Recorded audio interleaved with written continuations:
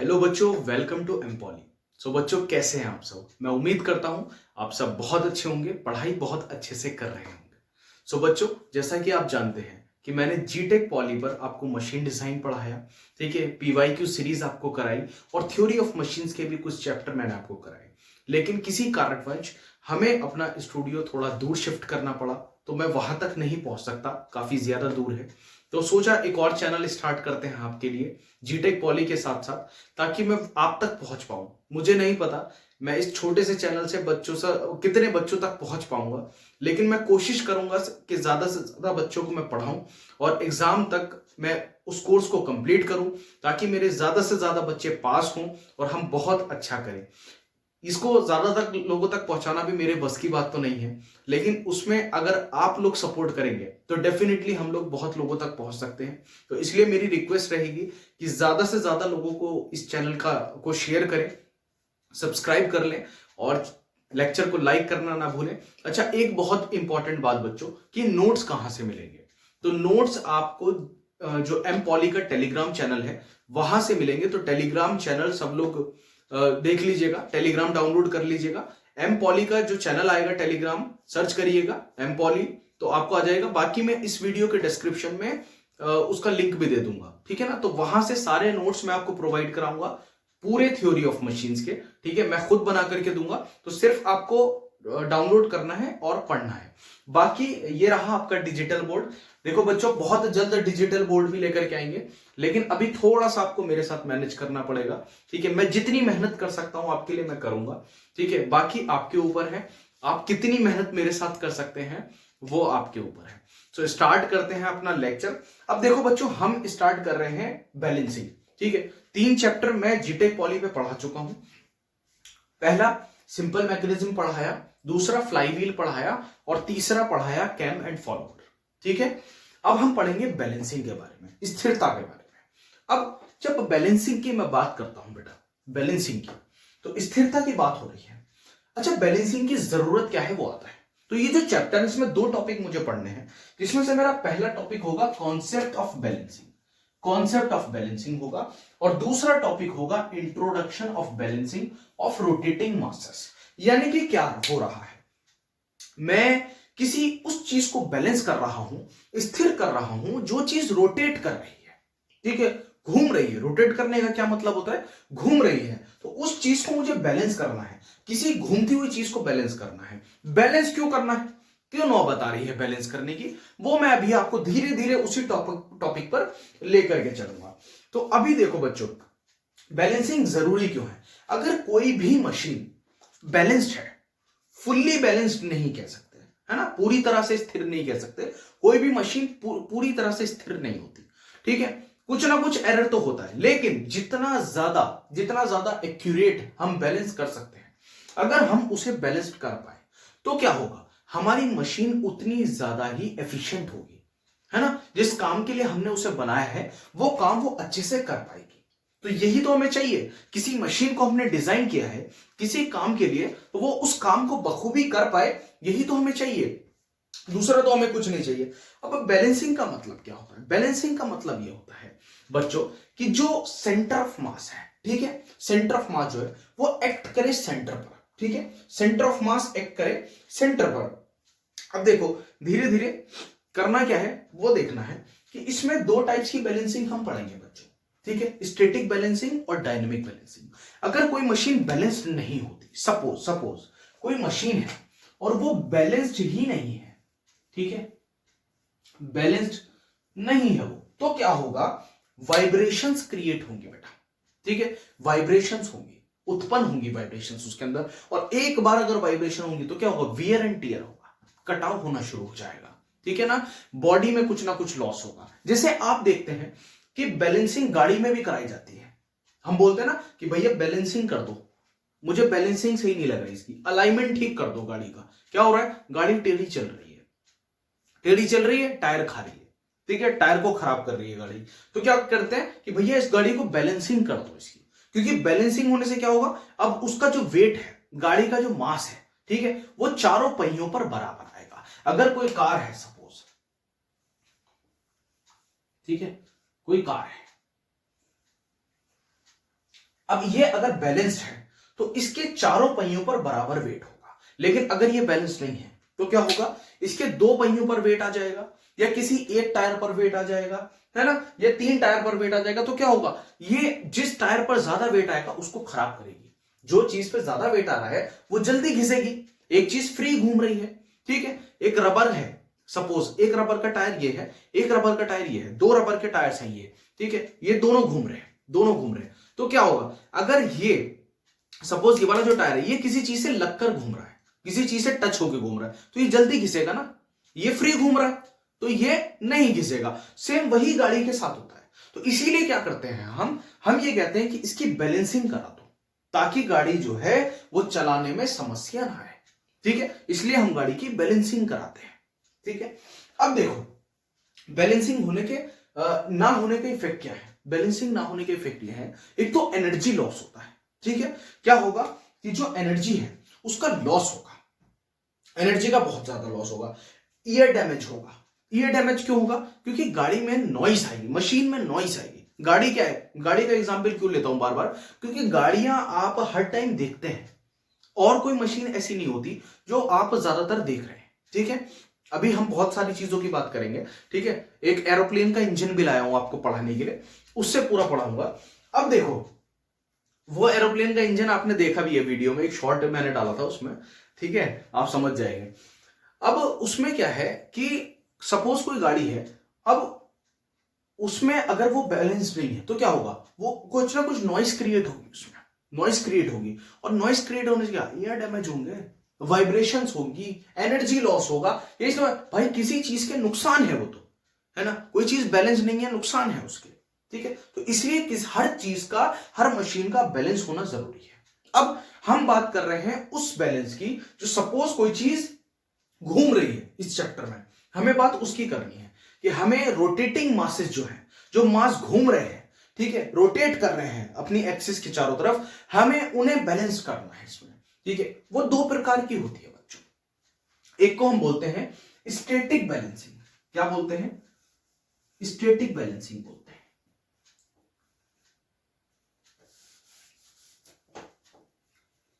Static balancing. और एक को हम बोलते हैं dynamic balancing.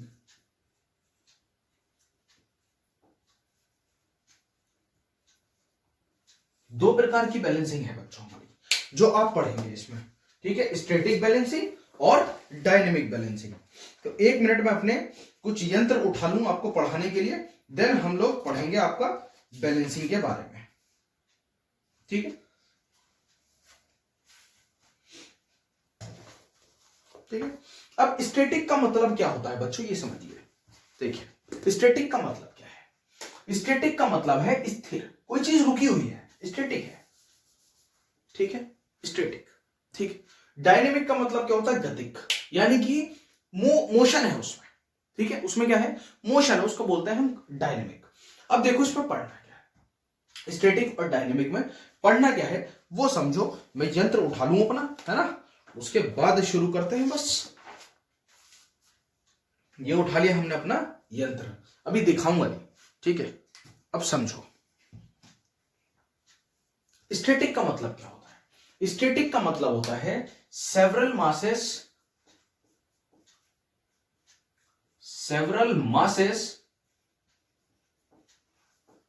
Rotating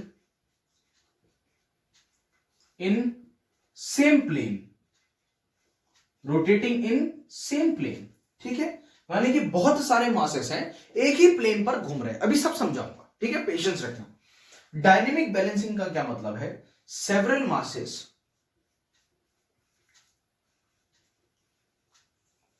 rotating in different planes, different planes.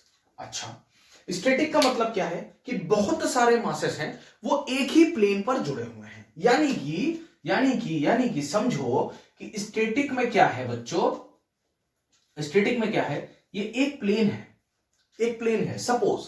तो एक मास अगर यहां जुड़ा है, ये मास जुड़ा है, तो सेम इसके सामने एक मास जुड़ा है, इसको बोलते हैं स्टैटिक, ठीक है। अगर मैं डायनेमिक की बात करूं बच्चों, तो डायनेमिक में क्या होगा, एक मास अगर यहां जुड़ा है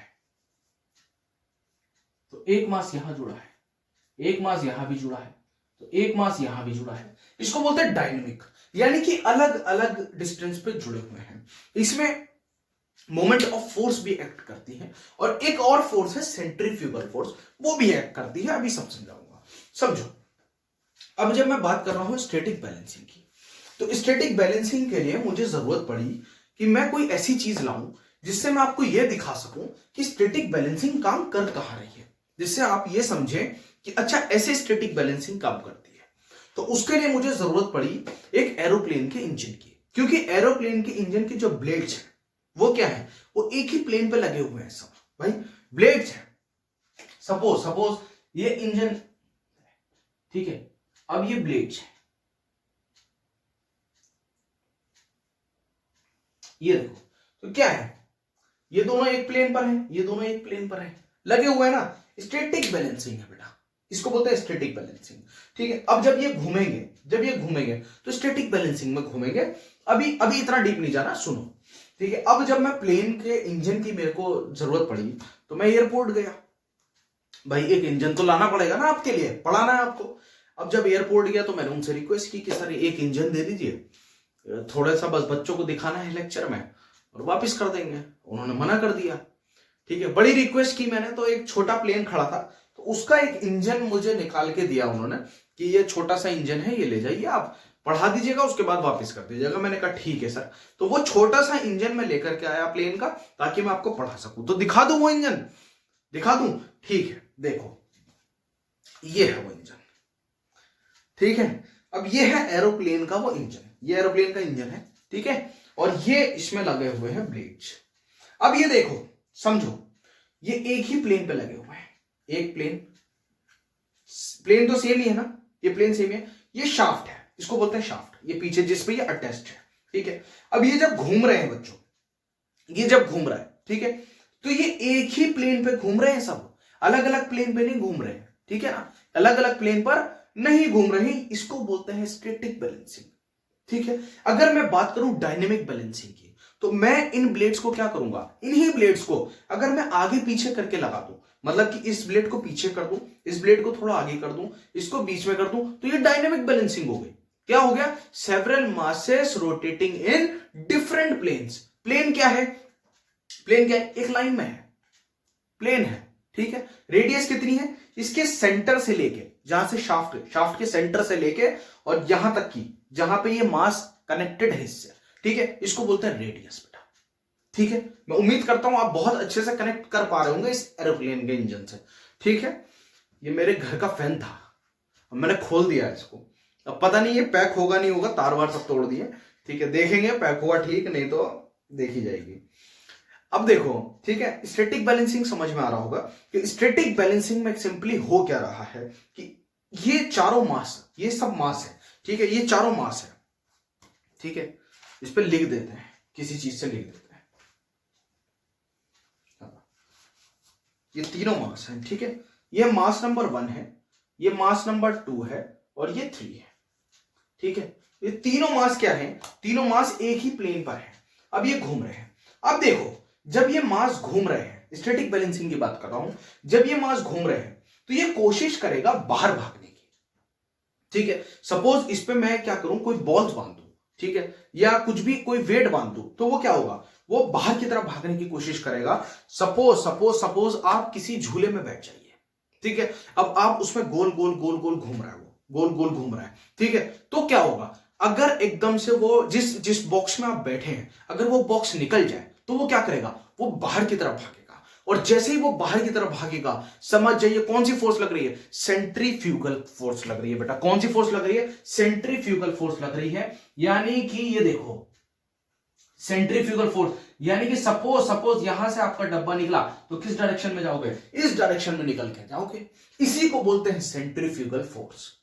इसी को क्या बोलते हैं? सेंट्रीफ्यूगल फोर्स बोलते हैं। तो सेंट्रीफ्यूगल फोर्स इसमें एक्ट करता है, इसमें काम करता है। कौन सी फोर्स काम करती है? सेंट्रीफ्यूगल फोर्स काम करती है, दिमाग में रखना। यानी कि सपोज, जैसे एग्जांपल ले लेते हैं किसी और चीज का, जैसे पंखे का एग्जाम्पल ले लो, ठीक है। अगर मैं पंखे की पंखड़ियों को ढीला छोड़ दूं और पंखा ऑन कर दूं, चला दूं, ठीक है, तो क्या होगा? थोड़ी देर के बाद पंखड़ी निकलेगी, निकल के भागेगी। किधर भागेगी? जिस डायरेक्शन में निकलेगी उस डायरेक्शन में सीधी जाएगी निकल के। तो कौन सी फोर्स काम कर रही होगी उस टाइम? सेंट्रीफ्यूगल फोर्स काम कर रही होगी। अब जैसे ही सेंट्रीफ्यूगल फोर्स काम करती है, ठीक है, जैसे ही ये पंखड़ी बाहर भागने की कोशिश कर रही है, तो एक चीज इसे वापस भी खींच रही है। जैसे जैसे आपकी अर्थ क्या है? अपने ऑर्बिट में तो घूम रही है, अर्थ है सपोज, तो ये अर्थ का ऑर्बिट है, ठीक है, यहां पे अर्थ है, तो ये घूम रही है, इसके चक्कर ही तो लगा रही है, ये चक्कर लगा रही है। तो अर्थ जब इसके चक्कर लगा रही है चारों तरफ, तो अर्थ क्या कोशिश करता है? अर्थ कोशिश करता है, पृथ्वी कोशिश करता है कि मैं बाहर भागूं, ठीक है, यहां से क्या करूं? बाहर की तरफ भागूं, लेकिन ग्रेविटी उसे जाने नहीं देती। ग्रेविटी क्या करती है? बांध के रखती है, ठीक है, ग्रेविटी बांध के रखती है ऑर्बिट पे। तो सिंपली क्या है, ये फॉर एग्जांपल दे रहा हूं, इसको बिल्कुल साइंस के कंसेप्ट से मत जोड़ देना, है ना, बस समझना है, हमें समझना है।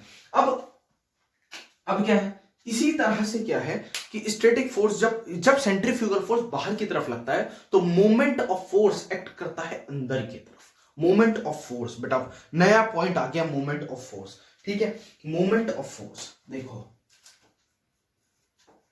मोमेंट ऑफ फोर्स नया पॉइंट आ गया। मोमेंट ऑफ फोर्स क्या होता है? मोमेंट ऑफ फोर्स का फॉर्मूला होता है बेटा force into distance. Force into distance मतलब कितनी दूरी पर फोर्स लग रहा है, फोर्स इंटू डिस्टेंस। तो देखो इसमें क्या है, मोमेंट, इसमें स्टैटिक में आपको टेंशन नहीं है। क्यों टेंशन नहीं है? इसमें इसलिए टेंशन नहीं है क्योंकि सबकी दूरी बराबर है, तो मोमेंट तो बैलेंस्ड है। मोमेंट क्या है? बैलेंस्ड है। देखो जितनी दूरी पे ये पंखड़ी लगी हुई है, ठीक है, उतनी ही दूरी पे ये वाली पंखड़ी लगी हुई है नंबर 3, उतनी दूरी पे नंबर 2 लगी हुई है। तो क्या है, सारी पंखड़ियां बराबर लगी हुई हैं। जब सारी पंखड़ियां बराबर लगी हुई है, तो मोमेंट ऑफ फोर्स इसमें एक्ट क्या है, फुल्ली बैलेंस्ड है। यानी कि जो m है वो क्या है, 0 के बराबर ऑलरेडी है, तो इसको बैलेंस करने की जरूरत हमें नहीं है। तो हम किसको बैलेंस करेंगे? सिर्फ इसमें स्टैटिक बैलेंसिंग में सिर्फ फोर्स को जीरो करेंगे, फोर्स को जीरो करेंगे, फोर्स को बैलेंस करेंगे, ठीक है। इसमें क्या करना है? सिर्फ फोर्स को बैलेंस करना है, ठीक है। मास क्या है? मास की अगर मैं बात करूं तो मास क्या है? ब्लेड का जो मास है, ठीक है, ये ब्लेड का जो मास है, ठीक है, सब पढ़ेंगे अभी धीरे धीरे। अब देखो एंगल कैसे पता चलेगा, एंगल, ठीक है, देखो एंगल। अब इन पंखड़ियों को अगर आप सामने से देख रहे हैं, ठीक है, सपोज ये ब्लेड्स है, आप इन्हें सामने से देख रहे हैं, तो ये क्या है, इनके बीच का एंगल्स ही तो है, ये रहे एंगल है, ठीक है। उसी तरह अगर मैं इसमें कहूं आपको कि एंगल फाइंड आउट करो, तो आप बड़े आराम से एंगल निकाल लोगे। ये इसका एंगल ही तो है, ये वाला, ये इसका एंगल है, ये इनके बीच का एंगल है, तो सारे एंगल्स पता चल रहे हैं ना आपको, ठीक है। इसी तरह से इसमें एंगल फाइंड आउट करना है आपको, ठीक है। लेकिन जब मैं बात करता हूं डायनेमिक की, तो डायनेमिक में क्या है, several masses rotating in different planes. Different planes क्या है, आगे पीछे होगा, ठीक है। तो क्या होगा, डिस्टेंस भी चेंज हो रही है, डिस्टेंस दूरी चेंज हो रही है, जहां से जुड़ा हुआ है वहां से दूरी, अब ये पीछे हुआ तो दूरी चेंज हुई, ये आगे हुआ दूरी चेंज हुई, तो क्या होगा, हमें मूवमेंट को भी जीरो करना होगा। डायनेमिक में क्या करना होगा बेटा, मूवमेंट को भी जीरो करना होगा मुझे। फोर्स तो जीरो करूंगा ही करूंगा, मूवमेंट भी जीरो करूंगा, दोनों ही काम मुझे इसमें करने होंगे, तभी मेरा ये डायनेमिक बैलेंसिंग प्रॉपर हो पाएगी, ठीक है। अब देखो इसमें क्या देखना है हमें, और साथ साथ अब इसमें हमें कुछ और टॉपिक्स भी पढ़ने हैं इस चैप्टर में। क्या? जैसे कि हमारा एक टॉपिक हम पढ़ेंगे, balancing of rotating masses in same plane, balancing of rotating masses in several masses in different planes, ये दोनों भी पढ़ने हैं। इसमें दोनों तरीके से हम करेंगे, ग्राफिकल मेथड भी कराऊंगा मैं आपको और एनालिटिकल मेथड भी कराऊंगा। दोनों मेथड बड़े आसान तरीके से कराने हैं मुझे आपको। अब आपका काम क्या है, इसके नोट्स आपको एम पॉली के टेलीग्राम चैनल से मिल जाएंगे, सब लोग उस पर जुड़ जाइए, जितना ज्यादा शेयर कर सकते हो उसको करो, ताकि मैं ज्यादा से ज्यादा बच्चों को पढ़ा पाऊं, ज्यादा से ज्यादा बच्चे हमारे साथ बच्चा जुड़ पाए और पढ़ पाए, पास हो पाए, है ना, बहुत अच्छे नंबर से पास हो पाए। हमें सबको साथ लेकर के आगे बढ़ना है, ठीक है। किसी को ये नहीं सोचना है कि मैं दूसरे को क्यों बताऊं, है ना, सबको साथ लेके आगे बढ़ेंगे, है ना, मिलके मेहनत करेंगे, मिलके आगे बढ़ेंगे, ठीक है। तो बस ज्यादा से ज्यादा शेयर करना, लाइक कर देना, ठीक है, चैनल को सब्सक्राइब कर लेना। बाकी मिलेंगे अपने नेक्स्ट लेक्चर में। लेक्चर 2 होगा वो आपका, जिसमें मैं आपको ग्राफिकल एंड एनालिटिकल दोनों मेथड कराऊंगा इसके, ठीक है। तो बैलेंसिंग शायद आपको, मैं उम्मीद करता हूं समझ में आई होगी। अदरवाइज कमेंट में बताना अगर समझ में नहीं आई है, मैं और अच्छे तरीके से कोशिश करूंगा समझाने की, ठीक है। इसमें मैं आपको वर्चुअली तो नहीं दिखा सकता, ठीक है, लेकिन कोशिश करूंगा। अब वर्चुअली नहीं तो क्या हुआ, प्रैक्टिकल चाहिए, प्रैक्टिकल करेंगे आप, ठीक है। सारी क्लासेस में प्रैक्टिकल होगा, जितना कर सकते हैं उतना प्रैक्टिकल मैं आपको कराऊंगा, ठीक है। अब इसको कौन जोड़ेगा मुझे ये जरूर बता देना, ठीक है। सो बच्चों मिलते हैं अपने नेक्स्ट लेक्चर में, ठीक है। लेक्चर नंबर 2 रहेगा हमारा वो, जिसमें बैलेंसिंग के आपके 2 टॉपिक्स हम कवर कराएंगे। सो टेंशन नहीं लेनी है, 25th को आपके एग्जाम से स्टार्ट है, उससे पहले पहले आपका थ्योरी ऑफ मशीन्स फिनिश कर देंगे। मिलते हैं अपने नेक्स्ट लेक्चर में। सी यू, बाय बाय।